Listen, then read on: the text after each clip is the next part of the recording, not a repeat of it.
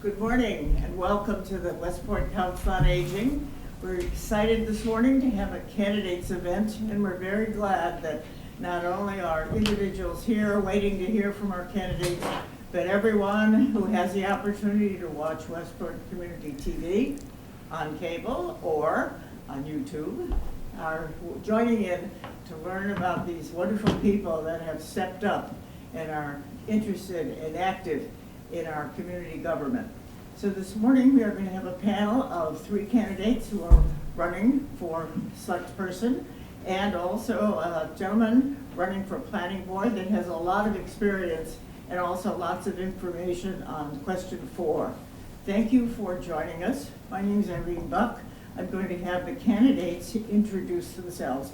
I'm here because I'm chair of the Council on Aging, but not running for office. But our candidates will each introduce themselves separately, and up to 5 minutes of telling you how outstanding they are, and probably more importantly, why they think they can do a great job for us.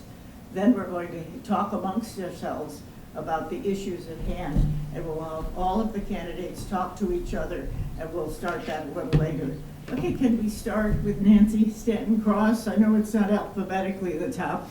Sorry, Dick, but ladies first, right, Irene? And then I would like Richard Brewer and Craig Dutra to each 4 o'clock, 5 minutes. We'll give you a little warning. If you take 6, that's probably okay. If you take 3, probably not. And then we'll have Bob Taylor do finish up. So good morning. Thank you. Thank you, Irene. Thank you for allowing us to have this opportunity at the forum on the Council on Aging. My name is Nancy Stanton-Cross. For the last 23 years I've lived in Westport. My 2 children are currently juniors over at the high school. I've been on the school committee for the last 6 years. As they're entering their senior year of high school, I felt that I had a desire to move on the other side of the budget because I've dealt with the school budget for the last 6 years. That I wanted to learn about the town side of the budget and to see what in fact I could do. I am a practicing attorney. I specialize in domestic litigation, high conflict resolution, and mediation. I've been doing that for 33 years. I've been on my own for 23 years. I run my own practice. I have 1 associate and several other employees. I've managed that, as well as realty trust and trusts on behalf of other families, dealing with college education and things for their futures. During that period of time on the school committee, I think that we were very successful in managing this budget. I think that folks have seen, when you look at newspaper articles about Brockton, and you've seen the issues that Tiverton is having, and Portsmouth and Newport, and in various other areas on the budget. Somerset recently had a huge school committee meeting concerning their budget being overwrought, and it's because of ESSER funds. ESSER funds was a supplemental fund that was done by the government in part of the COVID Rescue Acts. It gave school departments over millions of dollars to deal with, and it came in 2 phases. And the first phase was not to do salaries. The second phase was that you could. And a lot of systems hired employees and did programming with that money. And then when the funds run out, and it does as of this June, you can't have that money, and now they're trying to include those positions in their budget. So it was creating an inherent structural deficit. I am very proud to say that Westport did not have that structural deficit. We were very mindful about not creating the structural deficit. The positions that we hired during COVID were for a nurse, was for an extra guidance counselor, but then we had to eliminate those positions because we knew we couldn't carry them in the budget. So I'm very proud that we handled that. And I've been handling a $20 million budget for the school department for the last 6 years, and I think we've done a great job. I know this year people have issues because they're saying, oh, the school's at $2.1 million. That's because $750,000 of that is from special education. We had 2 kids come into the district, over $550,000 to out-of-district them because we can't meet their needs. They're significantly disabled. We don't see that coming all the time. It's always the tsunami that happens. And so what I've recommended, and I have for the past 2 years, and I'm very happy and pleased to say that the select board has agreed with me in FinCom to have a special purpose line item in our stabilization fund for special needs. So when the tsunami happens, we actually have the money there, and we don't have to dip into and move budgets, give fire and police left because we're getting ready for it. And we add to it every year as almost our own savings account, and people can see it every year in the stabilization account. Special needs, extraordinary expenses, because when it happens, we won't have to come in with a $2.1 million budget, which is $750,000 of special needs. So I have recommendations for the town. I think there needs to be an audit of all the departments. That's what I did in the school system. I want to know what every single employee does and what they do in their performance of those duties. I try to consolidate services. I think it's important, especially when you're in an underfunded town such as we are. We have to consolidate. I think there needs to be more collaboration between the towns and the schools. Our IT is superior than the towns. We can share that IT. It should be shared. The accounting program is not shared. All of the payroll goes from the school through the town. And we don't have a sophisticated payroll system. We use 5 people doing the job that we can have 2 with a sophisticated system that most towns have. We can use employees to do other things rather than have 4 people do something that 2 people can do. So it's about the consolidation of services. Internships, I'm big on student internships. We've got students cleaning the floors. We've got students doing extended daycare. I want students to be at the beach. They should be checking people in and make sure they have, a permit, and picking up litter on the beach on the weekends for $16 an hour or $15 an hour. We can pay these kids, we can give them internships, and yet we keep our beaches clean and we keep the beaches for Westport residents, not people that are jumping in a car and saying it's only $25 for a tow, so I got 5 people in my car and it's cheaper than Horseneck. So those are the things that I'm talking about. I think I have a fresh vision, a different perspective for the town, and not to say that, nobody's done a bad job here. I just have a different play on things. I do divorce law. I plan for today and I plan for 5 years and 10 years out, because that's what my job is. And I think I can do that for Westport. So I'd appreciate your vote on April 9th. Thank you. Thank you, Nancy. I think she's indicated that there's some real energy involved in running for select board, and there's some real reasons. I think you got us started well. We're going to continue. We're going to ask Richard Brewer to move the microphone over, and we'd also like to hear from you for about 5 minutes on why you're running for this position, what you want to do, anything else that you can squeeze. Once we finish hearing from all 4 of the candidates that are here, we're going to have some conversation amongst the candidates. But Dick, would you continue now? And thank you, Nancy. Thank you, Irene. Appreciate that introduction. My name is Dick Brewer, and I'm presently a member of the Select Board and have been for the past 6 years. I'm presently the chair of the Select Board and had one other opportunity back in 2021 to also be the chair. So those of you who are interested in voting for me, you do have a record to go on here. People watch the Select Board meetings oftentimes right on YouTube. And we're always being reported on the Shoreline. Sometimes we make the Herald and the Standard Times, but so I'm not, people know me and they know what I've been doing. My background is in the insurance business. I was an insurance executive for 43 years, and I retired, my wife retired from her business, which is a veterinary business, in 2011. So we've owned property in Westport since 1993. Well, the locals say that doesn't count, but still, long enough, I suppose. And I do pay my taxes on time. But Westport's a great place, and it's great to be of service to the people of Westport. 6 years ago, I was in this same room talking as I am now, and I was making a comment about public service and had said, in terms of full disclosure, that I hadn't done a lot of public service in my life. I've done my share of fundraising and charitable events and political support and things of that kind. But this was really my first foray into what I call serious public service. And then, quite frankly, I didn't know how I would do. Would I adapt to it? Would I enjoy it? Would I find the pace too fast or too slow? So it was somewhat unknown. But it's been a very positive experience. I was reelected in 2021, and I'm here again for another run. And look forward to it. I still got the bounce in my step, they say, or the gas in my tank. And what I also have now is 6 years of learning bylaws, town regulations, of which there are many, state regulations, and so on and so forth. So I do think in this job one becomes more productive with the passage of time as we become more and more familiar with bylaws and statutes and so on and so forth. I'm proud of the work I've done of late. I was sort of the overseer in my role as chair of the finding a new fire chief and police chief. And the fire chief, we had only one candidate, Dan Baldwin, who was a great guy, and we're very happy with him. But the police chief was a different story. There were 2 candidates, and Christopher Dunn became the choice, but he did a really smart thing. His opponent, Sergeant Robert Rebello, is now the deputy chief. So what you have there is not only two people working together, two smart people, but now we have sort of a built-in perpetuation plan. And that bodes well for the town long-term. Nancy mentioned finances, particularly as regards to schools, but I've been involved with developing a plan, a 5-year financial plan for the town of Westport and a 5-year capital investment plan. And those are really probably draft documents as we speak. And I think one of the roles for me in the future, or anybody who's in this position, is to take that now, the work we've done, and use it and employ it, and use it as a decision-making tool.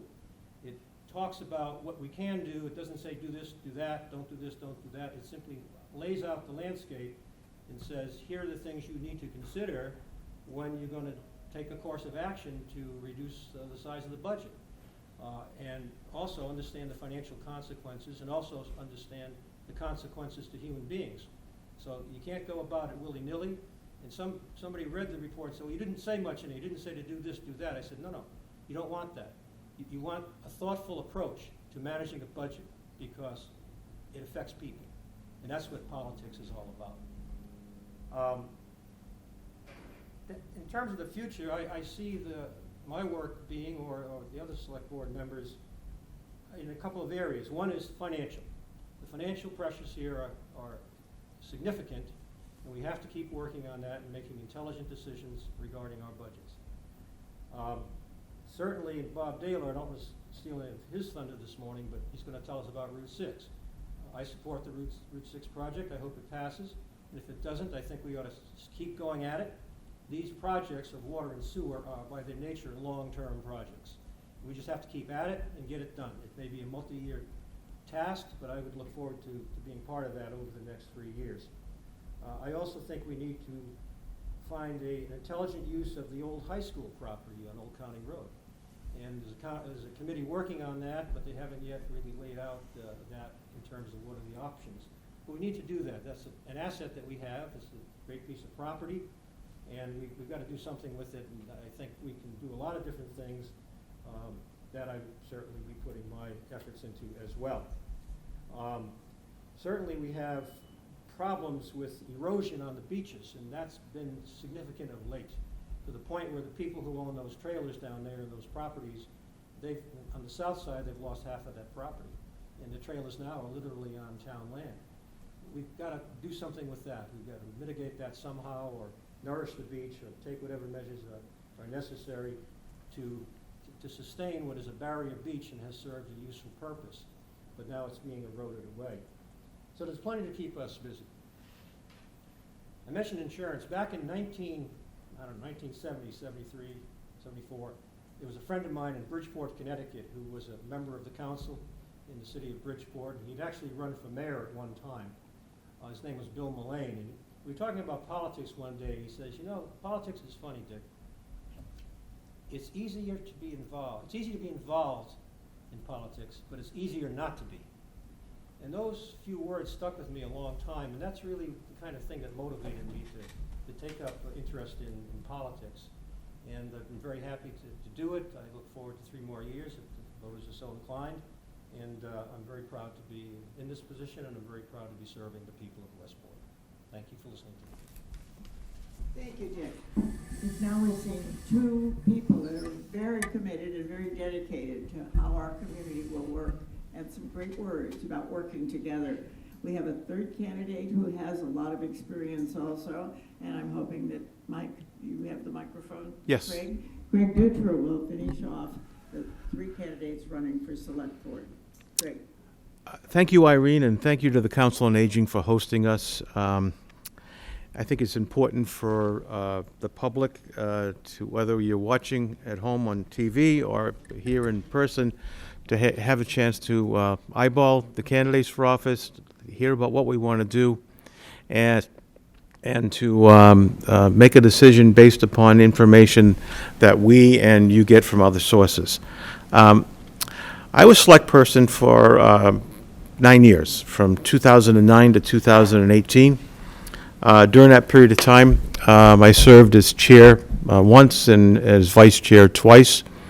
I decided shortly after my election in 2009 that one of the areas that I was going to focus on in that particular period of time, but also throughout my tenure, was on the structure of town government. We were having financial problems then, as we are now. Sometimes it almost seems like deja vu all over again, as Yogi Bear would say, because it was 1.5 million then. It was a gap that had to be closed, and as I was reading some of the discussions of multi-year planning that were done earlier this year, we're looking at an amount that's very similar. Now, if you take all the inflation and cost escalations and union contracts, actually we're not doing quite that so bad, because if we have increased our obligations and our expenses, and the structural deficit is still sitting around the same number, then in fact we are operating a little bit more efficiently. But one of the things that we focused on back then was the structured town government, and we still need to do some work on that. We have a lot of individual small departments, and in some cases these departments need the same types of talents, the same types of equipment, and the same types of expertise. And we could do a better job, and I think and continue to work on doing a better job at trying to combine and become more efficient. We have a classic case historically of where the town sort of stumbled in our strive for saving money. We became a bit inefficient. I remember when we proposed a state in a public safety complex shortly after I moved to town, and that public safety complex was going to cost money, and it was going to put the fire and police station on the same structure, and it was going to cost a certain amount of money. Well, we couldn't do that. It got defeated, and it was actually before my time on the board, but I was paying attention to town government and as a citizen. And eventually, it took time, and we had to build two separate buildings sitting on two adjacent lots on Hicksbridge Road. That is not efficiency. But we do have great facilities in those two facilities. We got pushed to do it for the police station because we had a major health crisis affecting our employees at the time. And so in my opinion, we sort of backed into it as opposed to planning and moving forward into it. And it was that reason why when I came into the board, I wanted to focus on the structure of town government. Another thing that we had, this was coming around 2012, we were on the tail of a recession that was affecting both tax revenues from the state and the federal government, and that was trickling down in the form of shortfalls to the town. And as is often the case, the Finance Committee, the School Committee, and the Board of Selectmen all had a very different view of how the problem should be solved.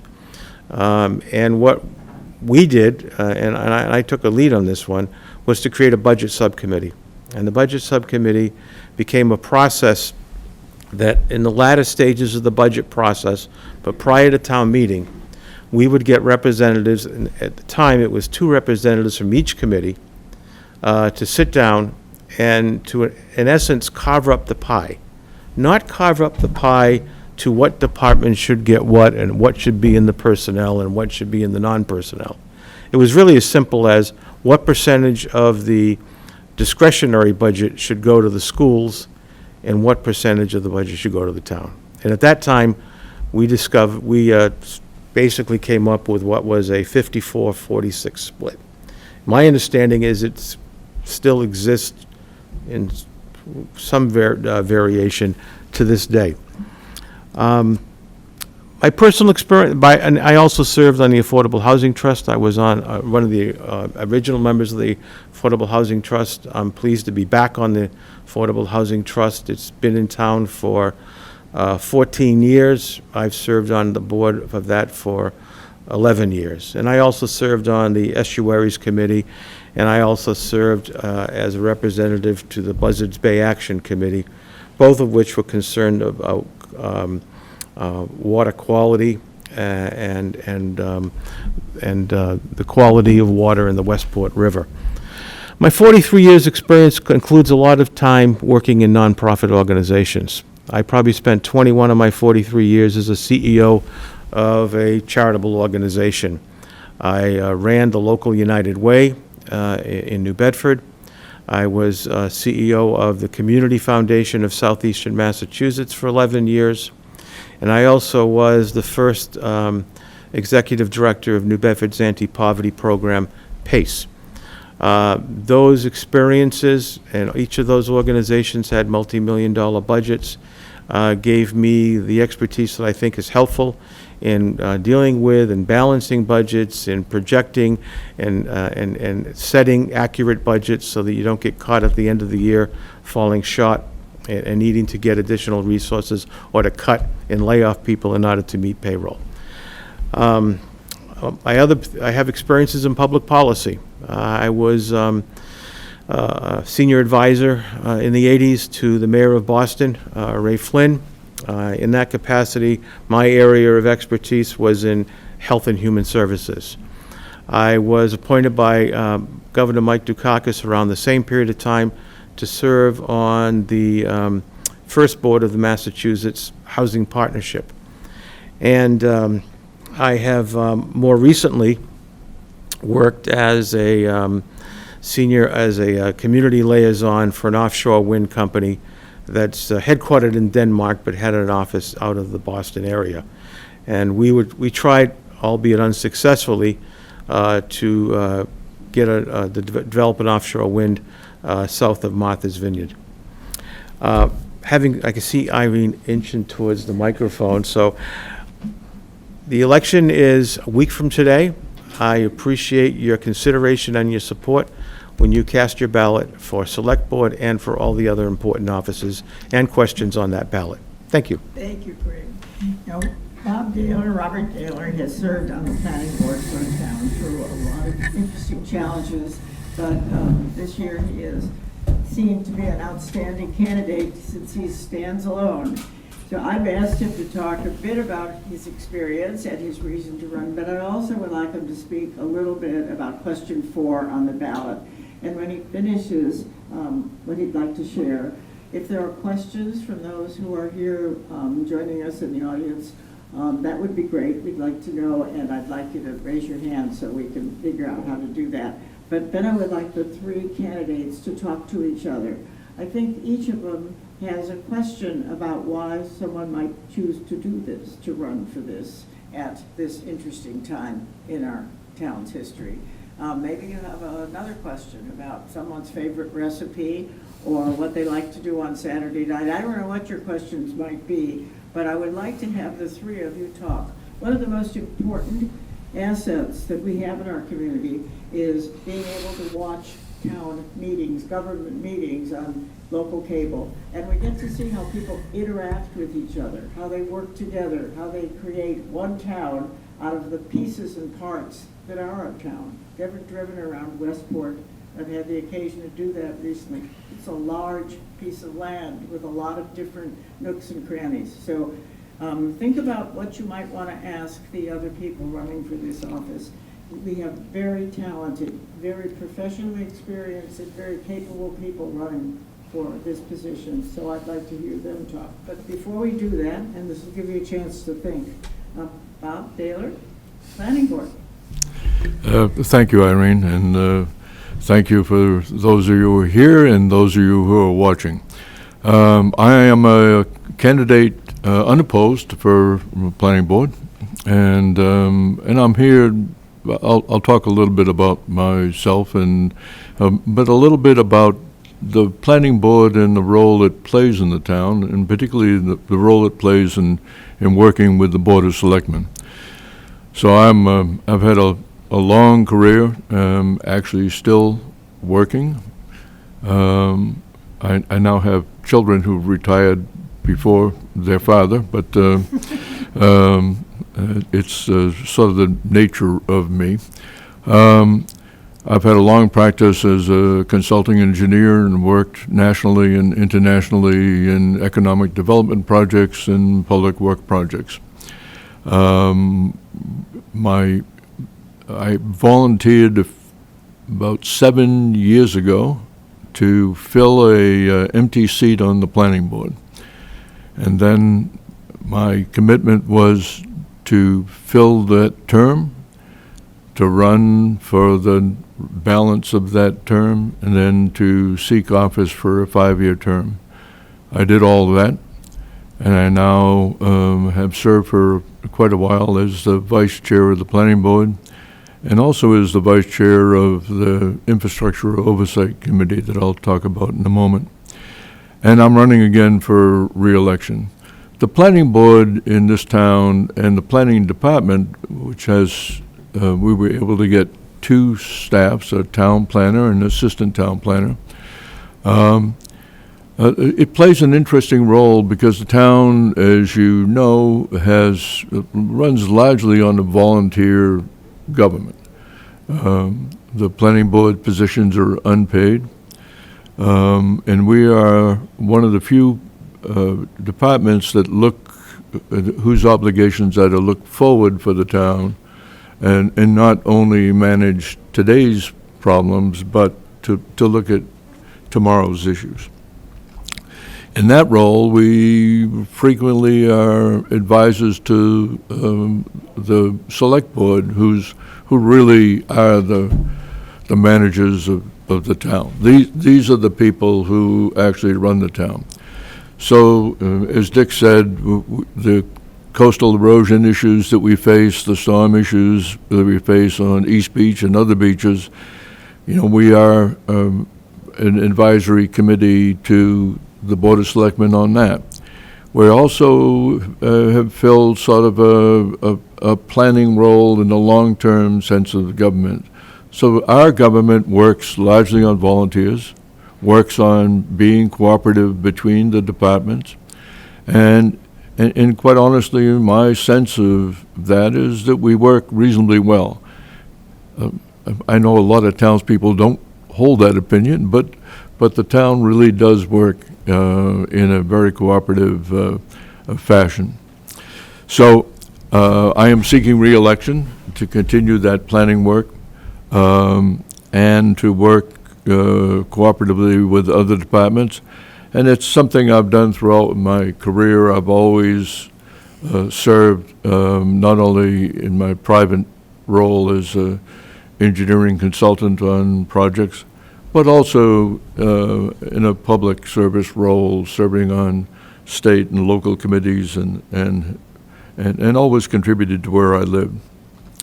One of the things that I would like to talk about is there are 2 upcoming elections. One, on April 9th, there is a question for a debt exclusion for allowing the select board, sitting as the water and sewer commissioners, to borrow money to build a water and sewer system in North Westport. And then and that allows a debt override vote. The debt override or debt limitation is a bonding request in which the bond obligations are only for the period of the loan. So if we borrow money for 20 years, it's only for that project and it's only for 20 years. It isn't reflected in the long-term tax rate in the town. That's followed by a vote of the town meeting. The town meeting is the only body that can actually appropriate money for the town to spend. So the town meeting, that is us, the people, will go to the town meeting and then authorize the borrowing of up to $35 million to build what is the spine of a future water and sewer system for North Westport. Now, this is a project that has been talked about for 20, 30 years, and the people who live in North Westport, just out of the nature of how that portion of the town developed, it was developed around the streetcar on Route 6. It was developed on small lots, older homes, and these homes all have on-site wells and septic systems like most of us in the town. But if you live on a large farm parcel having a well and a septic system is not a problem because you've got a lot of land.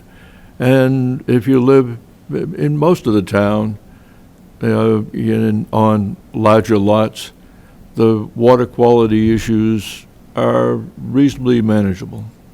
That's not true in the north end of town. You can't have 5,000, 6,000, 3,000 square foot old lots with a well and a septic system, and your neighbor's well and the septic system are right on top of each other. That there's nothing you can do to produce healthy drinking water in those situations, and there's nothing you can do to make every septic system work. The lots are too small, and there's just too much density to actually have it meet not only old standards, but today's standards. Not only that, we have the largest cluster of older homes with cesspools or something like a cesspool, which haven't been allowed for over 30 years as a wastewater disposal system. So what's the answer to people who can't solve their own problems? Well, I was raised to think we work together. We work as a community to solve the problems that individuals can't solve. If people can take care of their own affairs, we should let them do that. If they can't, we should help. So that's the way I was always brought up, and it's sort of the thinking that I brought to this issue. So we have an opportunity. Fall River has adequate capacity in their wastewater treatment plant. Fall River has the same population it had in 1895. All those empty mills that you see that have signs that say space available, they used to be filled with workers. They used to be filled with water demands and industrial needs and wastewater needs. Well, that's the infrastructure in Fall River was built for those times, and they have capacity. And so we have needs and they have capacity. And we have a present standing agreement with Fall River that we could expand and we already have some water connection into Fall River.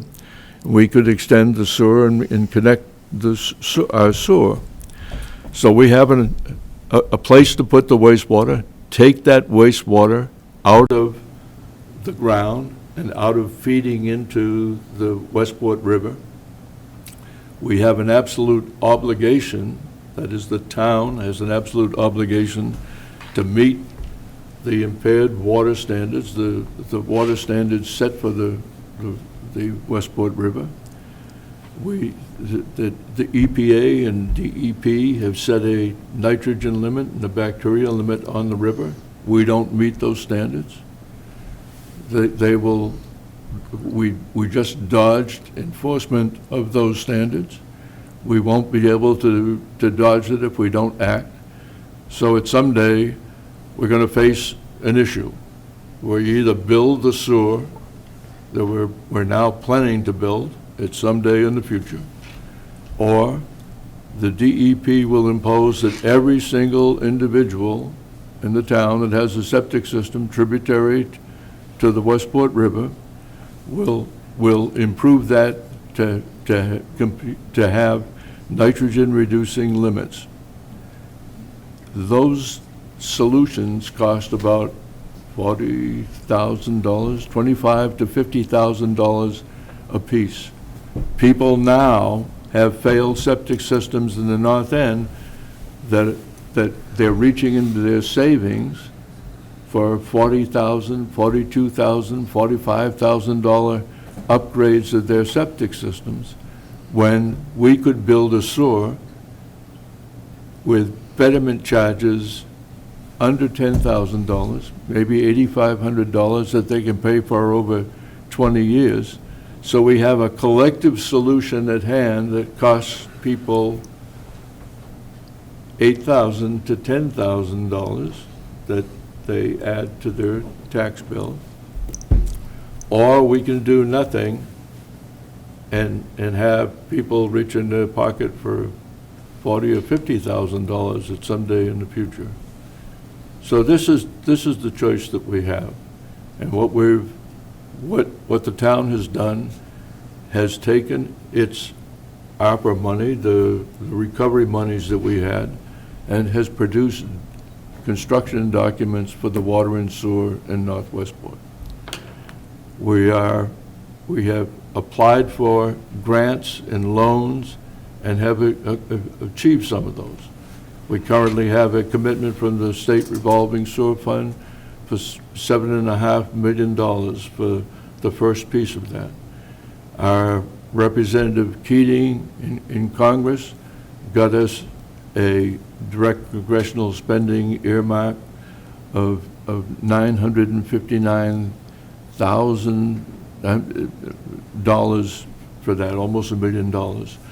So we have funds that we've cobbled together, and what we're asking the town to do is authorize the selectmen to borrow the money, and that we would apply all of the monies that we've been able to cobble together, and that we would begin this process of a long-term, 15 or 20 years, solving the water and water quality problems in North Westport. So we're looking for a collective solution that looks long-range at the town. And we hope people will vote for the debt override that's on the ballot. And we hope people do come to the town meeting and vote for this. This is a step forward, and we need to think about acting in the future. We can't be, we should not live always living hand to mouth with budget deficits and not having the wherewithal to move forward in the town. So that's the planning role of the planning board. And that role is done cooperatively with the people sitting here on a dais with me, and we hope it's something that we can get the voters to approve as well. Thank you. Thank you. Bob. Thank you. I think you gave us a great overview. You know, the election is a one-day event, although for these candidates, probably a lot more than one day.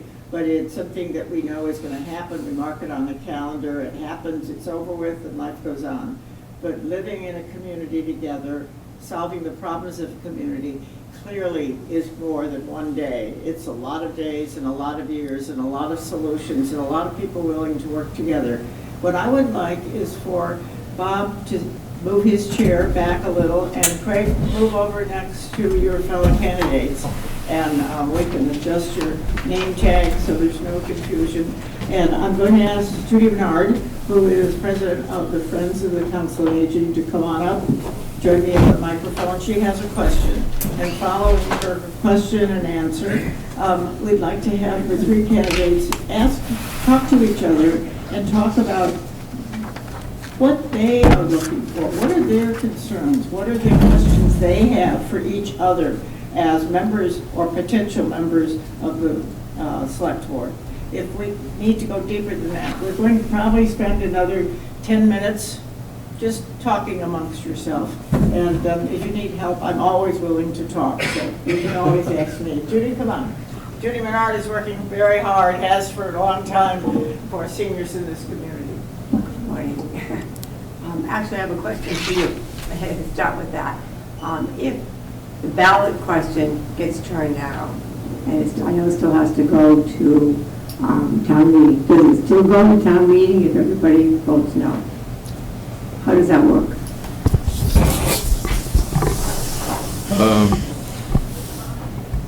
It works if you're behind at halftime, you still play the rest of the game. So that's what we would do. So it can fail.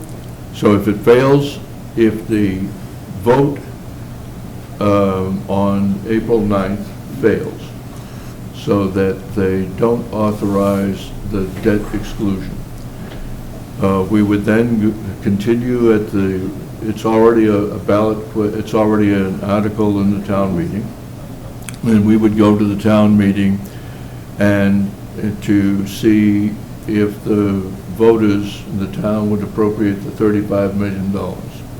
So that that would put us in a situation where, and let's say that passes. So if that passes, we'd be in a situation where the town has now appropriated $35 million, but we don't have the debt exclusion override. So that would mean if the town moved forward at that point, it would end up on the tax rolls. Our plan is, if it fails at the ballot for the debt override, but it goes forward and passes the town meeting, then we would look to hold another special election in the fall to allow the debt override so that we're limiting the effects on the tax roll. So that's the plan. And of course, if it fails, I always look at planning to win, but if it failed in both instances, it would then be over. And I don't think it's really over. That would put us in a difficult situation because we would then have monies that we would have to go back to the state and tell them we can't use it. At the same time, we're applying for the very same funds for this coming year. It would put us in an awkward situation.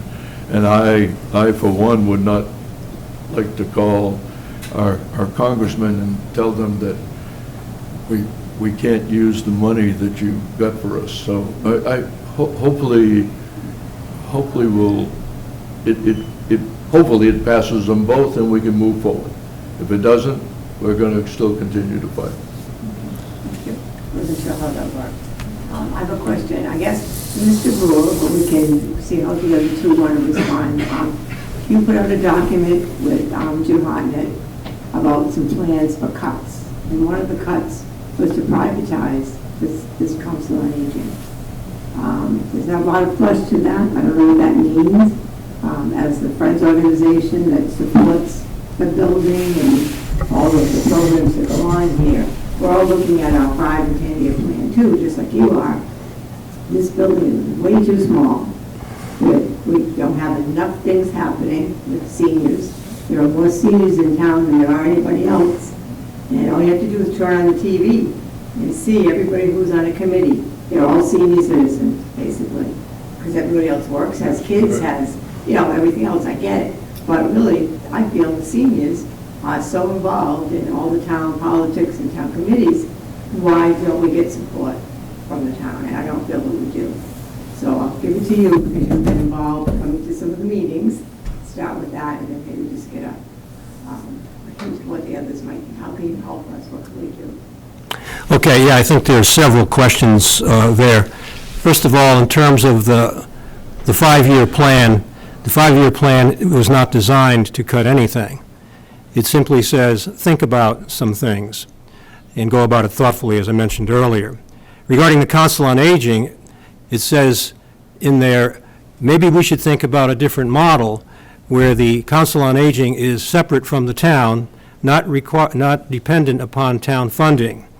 The reason for those words is that the demand for Council on Aging services is growing. And I do not see any opportunity for the town to increase its more or less $200,000 allotment each year. That may stay the same, I hope, but it probably will go down. And in a bad situation, if the town gets into that, could be cut radically.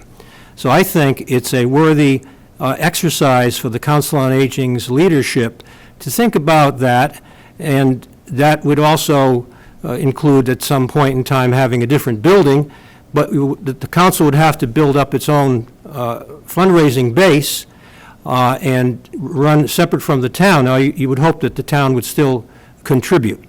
And I think they would, to the extent that our finances are available to do so.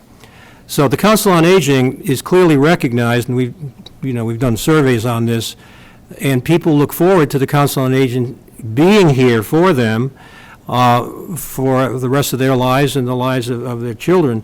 And I think now the population demographics here and in other places, but particularly here, is becoming older, and more of us are going to be needing the services of the Council on Aging. So the plan there is to figure out how does the Council on Agency survive and thrive, but I think at some point it's got to ask the question, and it's only put out as a question, how do we do this in such a way? And maybe one of the things to think about is, and there are other towns that have Council on Agings that are separate from the town entirely. Usually they have a benefactor somewhere along the way who contributed a lot to get it going, and that's what we need here. So it's really to put it out there to say, we need this Council on Aging. How do we keep it going, and in what form? So it's really saying, is there a new business model for it? That's really the question. Well, the comment I'll make is that the town does support to some extent, but pretty much everything here is run on grants.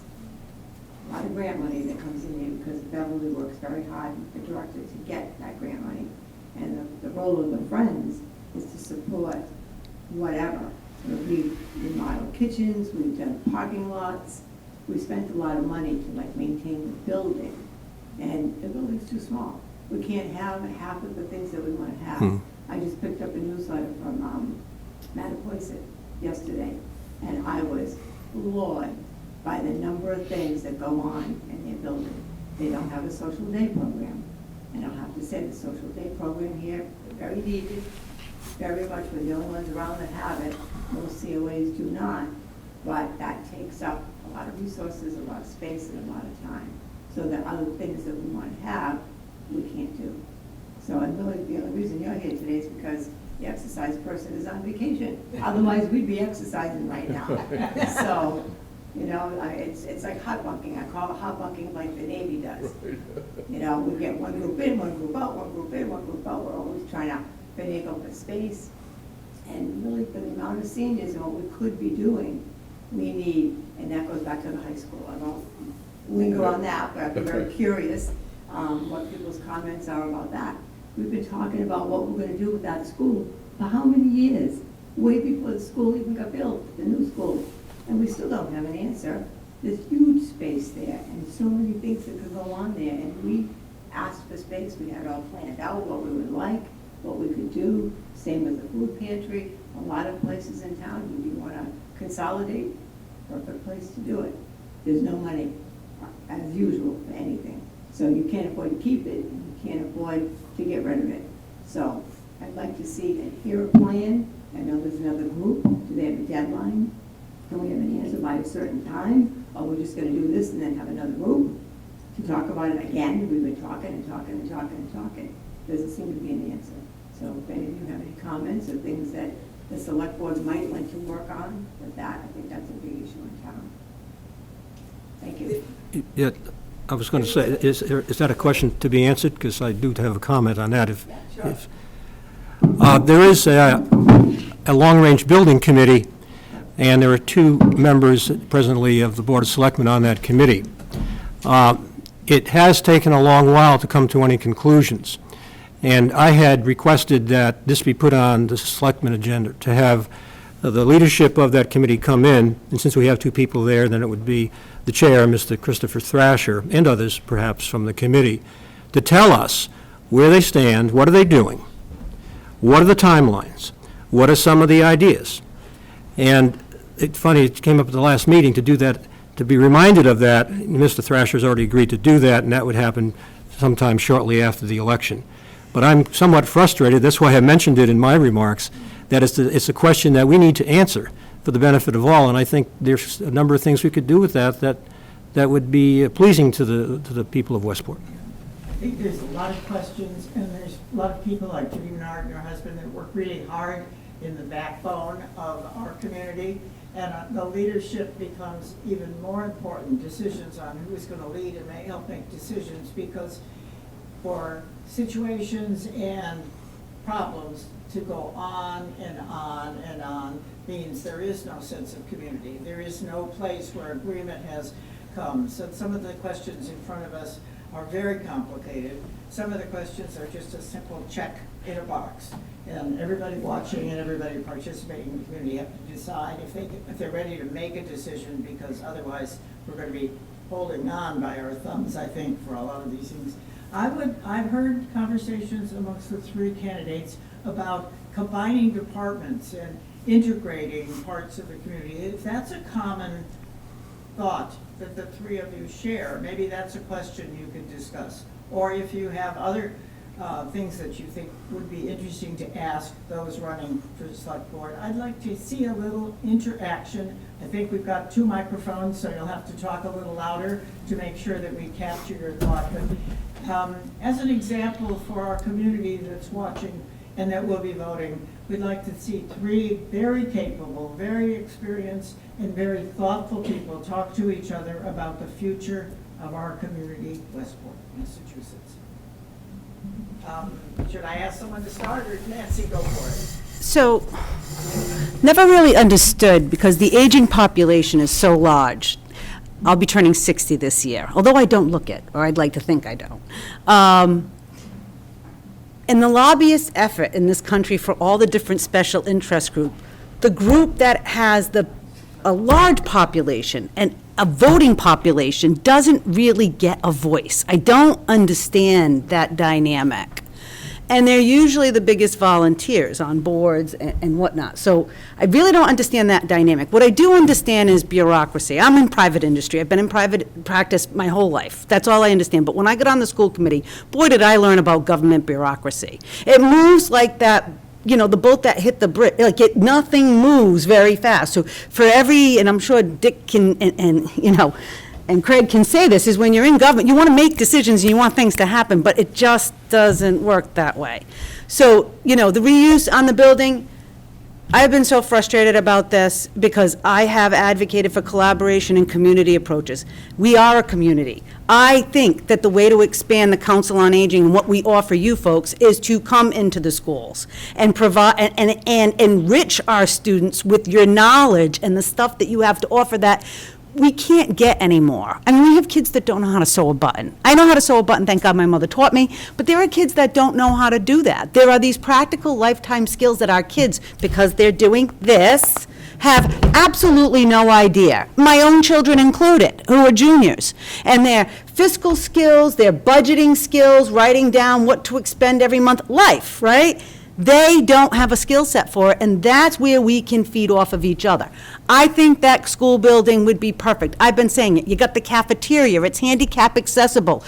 When you go to Florida, everything I've gone to, whenever I visit Florida, I go, geez, there's like yards ahead, there's so many steps ahead of us, and then I come in and we slowly get there in Massachusetts. But you've got the auditorium, you've got the theater. I'm like, why aren't we inviting little theater in or other, you know, or dance productions to do a performance over at our school and get some money? Why aren't we bringing in the Council on Aging? The rec department should be over there. There should be a consolidation, and I understand that there's pushback. There's pushback, oh, the building's old, it's antiquated. Really? Town hall and the annex isn't? Tell me where we're antiquated. What I don't like is putting money into old buildings, okay? And I will say, air conditioning into the annex is a good idea. I just don't see it. It's like, you know, your house is crumbling down and you're going to put a brand new boiler in because, you know, you need it for the next 3 months. I wouldn't do it for myself. And that's kind of how I operate. I operate on what I think and how I would want to like see things. And then collaborate, bringing people under that roof in that building makes the best sense for the town. It does. I know there's pushback. People don't like change. I understand that. But when the schools in the town get together on IT and on accounting, and we bring in the Council on Aging, and then we can, you know, we can integrate it more, we can offer some enrichment, you can have a bigger space, you can have use of the gym, there's nobody in it right now. That's a shame. It shouldn't happen that way. Your aerobics class should be happening over there, where there's space. And so I believe in it, I'd advocate for it. It is frustrating that there hasn't been a decision. I understand the committee and the select board wants to do it. It's perfectly fair to disagree, because Nancy's ideas are phenomenal, but they might not be what's your ideas. Well, What I would like is to hear whether you agree, whether you think there's a different way, or whether there's another topic in this town that's more important than what Nancy was talking about. We want to see some interaction amongst the three people. I know we need, yes, we need a chance to interact. Yeah. I do think that the high school is an underutilized resource, and I do think that may come at the expense of other buildings that we're currently using in town that are that may need to be consolidated if we went in that direction. My biggest thought is the select board is going to change. Doesn't matter which two of us get elected, it's going to change. You got a couple of things going. You're going to have at least one, maybe two new members on the board. Secondly, you have two other members of the board who are running for state rep. And they're both going to be in it for the long haul. And once you start running for a bigger office and with more things you need to do to be an effective candidate, they're going to be distracted. So we're going to have a board that is mostly made up of newcomers and people looking at the next big challenge in their political and public life. And I think that's going to be an extraordinary challenge for the board, because at the same time that the board is going through all these transition issues, the town is going and making some fairly substantial decisions. And so we're going to be looking to the board, and looking to ourselves if I'm on the board, to provide leadership on the Route 6 development plan and the sewerage and water. We're going to need some leadership on effective use and reuse of town facilities. We do have an aging population, but sort of an interesting thing about that aging population, there are a few of us who still have kids. And one of the dilemmas of aging is that senior citizens in this world, are living longer, are doing more, and like Bob's case, you know, there's this fine line between are you retired or are you not retired, are you working or you're not working, and the demographics of the town are going to be a challenge in and of themselves, and that's my thought on that change. My thoughts on that are not dissimilar to the others who have spoken. I first of all think we ought to hang on to the property. Whether that includes the building or not would be dependent upon what is the future use of that property. But I think Nancy, we were very involved with the campground next to the schools, and we felt that that was important to keep. And we own that now, and we have many options to deal with that, but we have the property. So I think we ought to hang on to the property. Now, as I say that, we're spending a couple $100,000 a year to maintain the building. So we've got to start using it somehow. We talked to, I guess it was Dartmouth or New Bedford, about having some classes there or storage or whatever. That would have been good had it happened, because at least then it'd be a use and it'd be some revenue stream. So number one is we should not sell the property. Number two is we should try to figure out, are we going to keep that building and invest in that, and it will be substantial no matter what we do with it? Or should we raise the building and put a different facility there? Now, having said that, those things cost money. But in terms of vision, I think that's the way we've got to look at this and make some decisions as to what is the roadmap. And let's say the roadmap is we want to keep the property. That should be easy for everybody to conclude. Then what we do next is more problematic. And what are some of the options? Put it on a piece of paper that we all can look at and have an open discussion about it, and get a lot of public input on this as to what we can do with that property that's beneficial to the town, and also outline the costs. We've done some of that work before, but now that work is pretty much antiquated. So I'm not coming up with a simple solution here, because it is a Gordian knot. And I'm not Alexander the Great and don't know how to fix it. But it's something that's got to be on the plate in a big way of the select board, and that's why I put that as one of my remarks earlier. I mean, for me, the school right now pays $50,000 towards the building because we have our admin in there.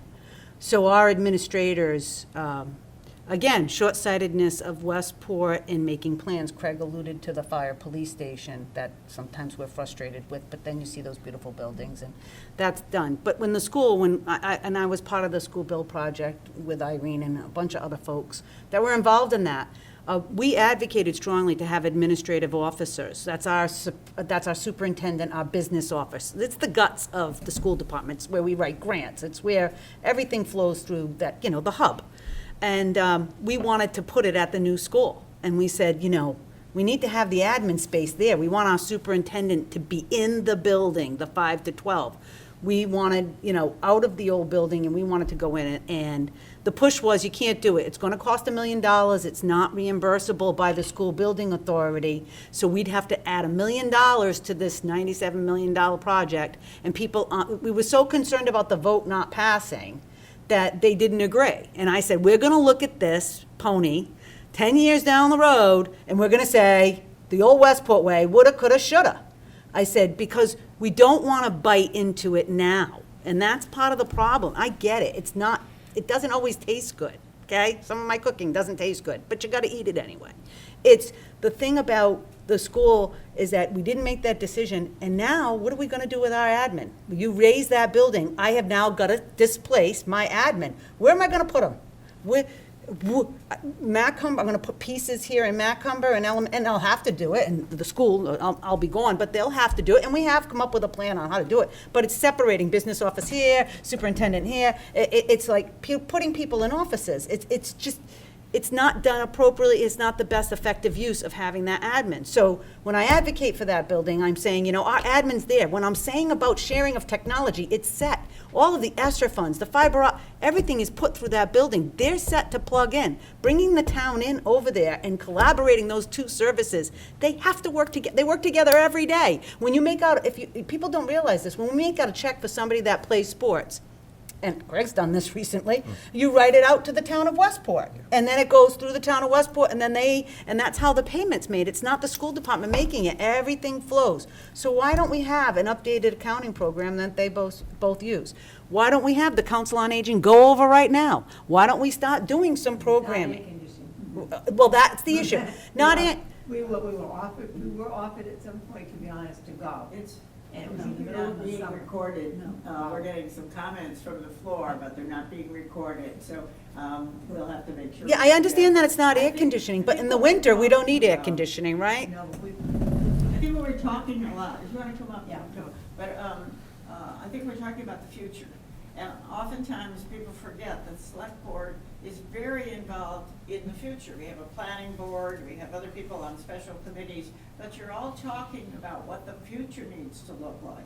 Can you talk a little bit more about how Westport can think more clearly about the future? Because we have had comments about how people have not thought well about the future. They've said, put it off, we're not going to do this, whatever.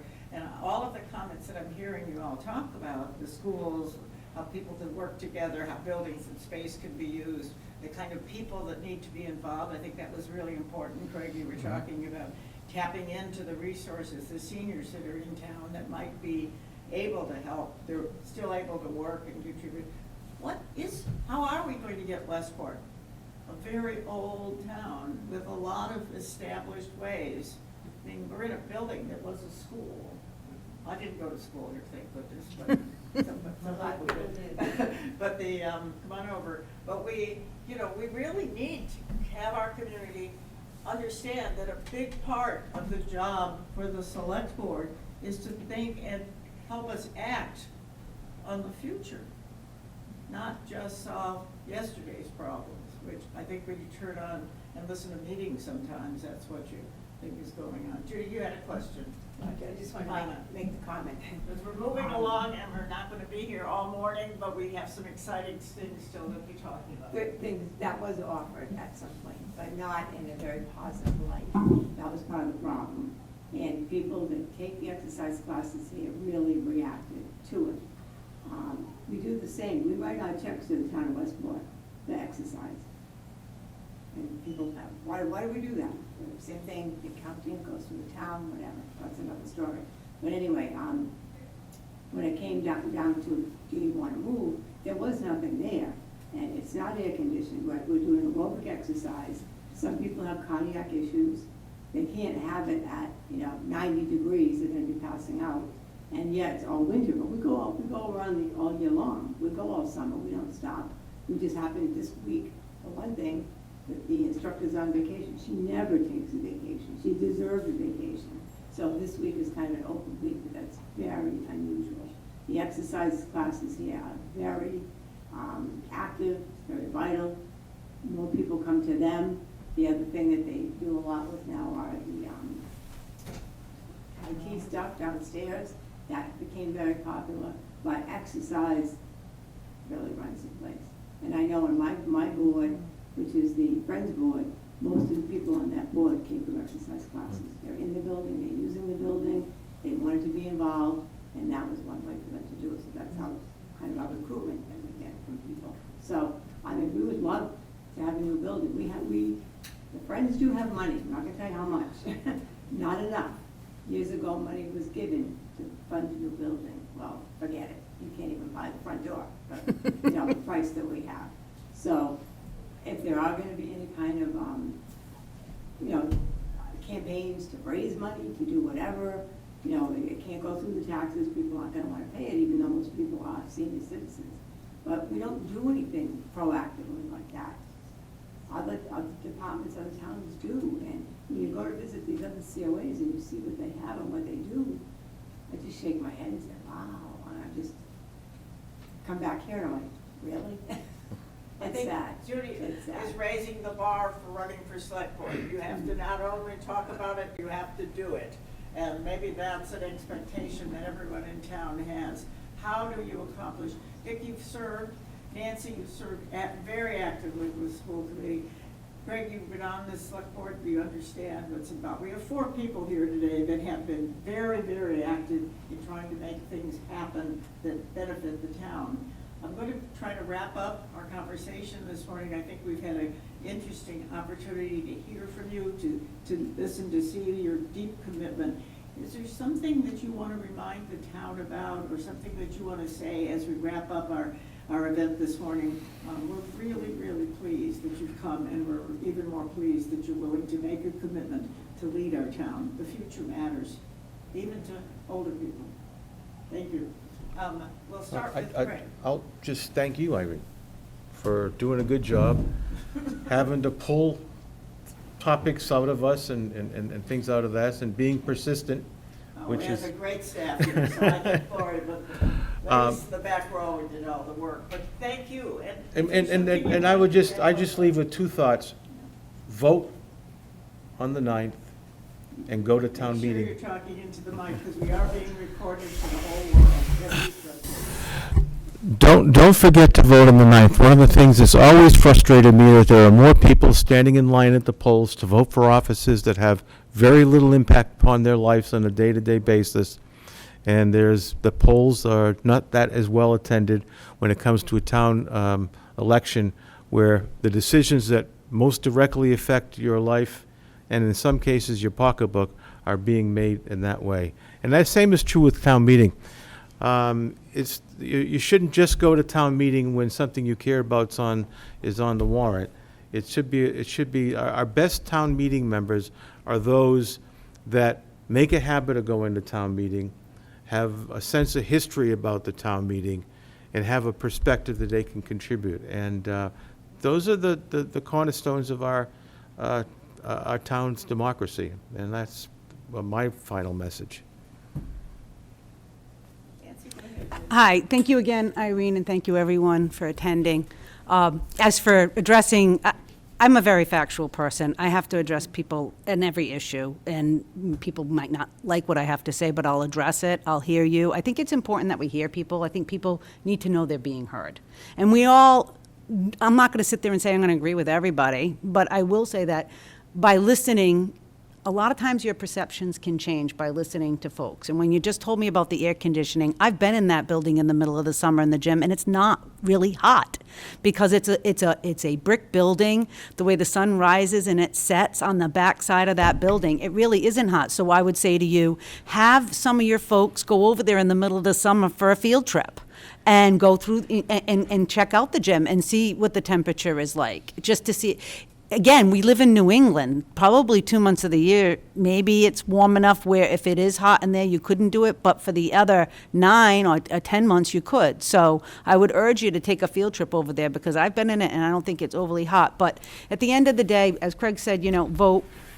I'm about looking at things forward and about making changes. I mean, I like decisions. Make them with all the information that you have, and run with them. We've got to run with the old building. I haven't heard like a commitment to the old building. And in the sewer project, do we all support the sewer project? I support the sewer project. I see it's coming. I would rather have the project and have a betterment for $10,000 over 20 years and pay a water fee than have the DEP come down with a regulation of the week and say, oh, by the way, your septic has to have that. I don't want to be, or I wouldn't want, as a family, as a head of a family, I would not want to have to deal with what's going to happen when DEP comes down next. What kind of regulation are they going to put on me? And that's why it's so important. So when I understand people have complained, they're saying, oh, Route 6 is going to become this corridor of, industry, and it's going to lose its character.